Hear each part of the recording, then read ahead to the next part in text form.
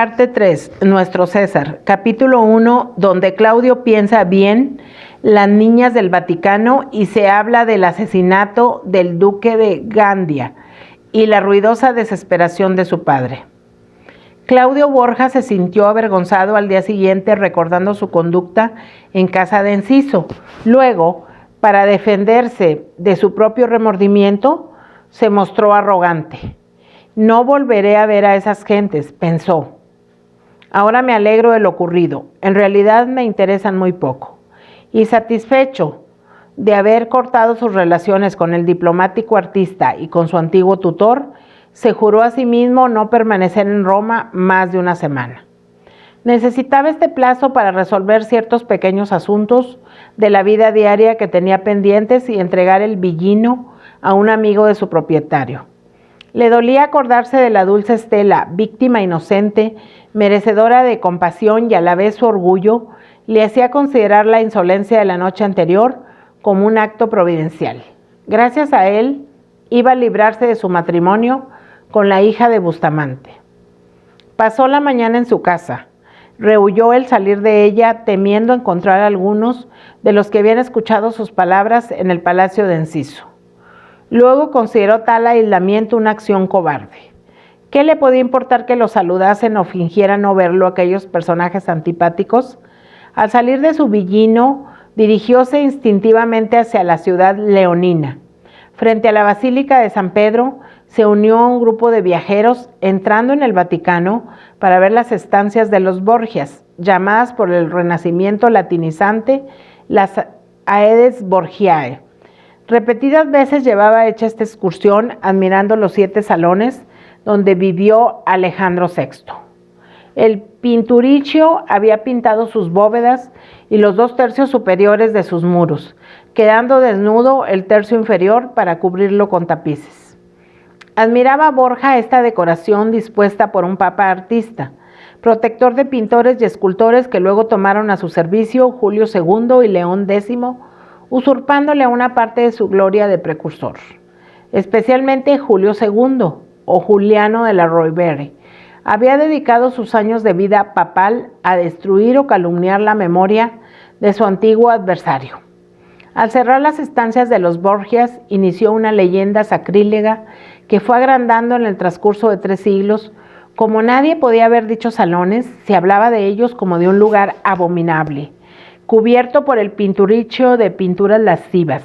En uno de los frescos estaba representada la Virgen con el rostro de Julia Farnesio y el Papa Alejandro a sus pies. Todos los Borgias figuraban igualmente en otras pinturas. León XIII, el pontífice diplomático admirador de la obra política de Alejandro VI, daba fin en el siglo XIX a esta leyenda mentirosa, restaurando y abriendo al público los abandonados y misteriosos salones. La calumnia histórica se venía al suelo inmediatamente, todo falso. Alejandro aparecía de rodillas, pero ante una imagen de Cristo resucitado saliendo de su sepulcro. Por ninguna parte se veía la bella Julia. Fueron otros, algunos años después de muerto dicho papa, los que la copiaron desnuda abajo en plena iglesia de San Pedro. Tampoco resultaba cierto que Lucrecia Borgia fuese la Santa Catalina de uno de los frescos y César el tirano que la condena al martirio. Cuando el Pinturicchio terminó este cuadro, los hijos del Papa eran todavía adolescentes. Lo único que representaba a dicha familia en las famosas estancias era el toro de los Borgias, repitiéndose como un motivo ornamental. La evocación de la historia antigua a que tan aficionados se mostraban todos en aquella época había reproducido igualmente en una de las pinturas la apoteosis del buey Apis por su parentesco con la brava bestia heráldica del escudo del pontífice. En el piso superior encontraba Claudio las llamadas logias de Rafael. En tiempos de Alejandro VI servían de habitaciones a su hijo César y en ellas debió de dar algunos de sus banquetes licenciosos. Saliendo del Vaticano, seguía Claudio la calle llamada del Borgo Novo. Resultaba ahora estrecha, pero en el momento de su apertura fue celebrada con versos y fiestas por la rectitud de su trazado que iba suprimiendo callejuelas tortuosas y edificios ruinosos. A inaugurarse se llamó Vía Alejandrina, por ser el Papa Borgia el autor de dicha obra que dio aire y luz a la vieja ciudad en torno al Vaticano. Esta calle la había abierto para el jubileo de 1500 que atrajo a Roma enormes muchedumbres de peregrinos. Recordó Borja que uno de los que llegaron a dicho jubileo fue cierto hombre del norte llamado Nicolás Copérnico. El verdadero estudio de la misteriosa enemistad astronómica iba a empezar bajo el reinado del mismo pontífice que había intervenido en los más grandes descubrimientos geográficos. Paseaba Claudio por la Roma moderna, capital de la unidad italiana en igual estado de ánimo que Platina y los humanistas de fines del siglo XV. Estos solo tenían ojos para lo antiguo, considerando indigno de mención lo que no fuesen estatuas desenterradas, ruinas de termas o palacios. Borja menospreciaba la Roma actual y también la remota antigüedad clásica. Solo merecían su atención los recuerdos del llamado Renacimiento, especialmente de su primera época cuando los españoles influyeron en Roma por obra de los dos pontífices compatriotas suyos. El resto de la tarde y gran parte de la noche, hasta que le acometió el sueño, lo pasó Claudio en aquel estudio, que era la mejor habitación de su casa, leyendo y reflexionando.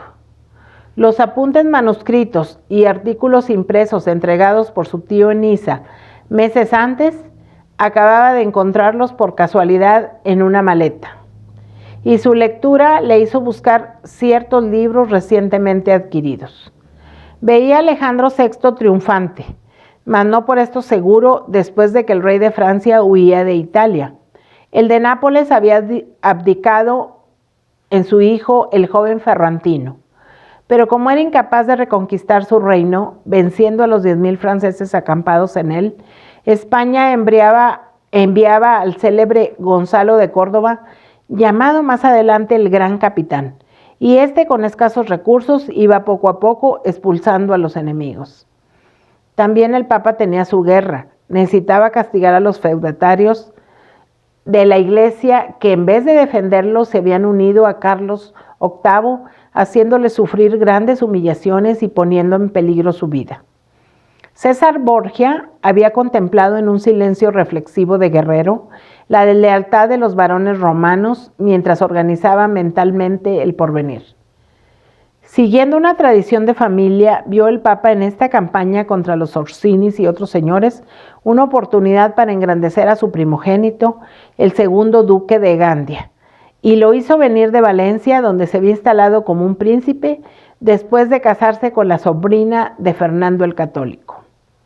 Conocía a Claudio la vida íntima de este jovenzuelo hermoso, valiente, pero de una inteligencia inferior a la de César y Lucrecia.